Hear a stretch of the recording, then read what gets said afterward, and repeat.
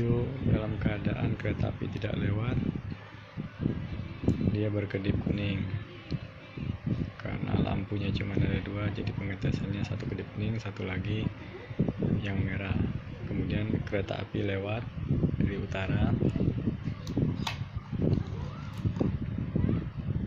dia akan berkedip ataupun lampu jadi merah.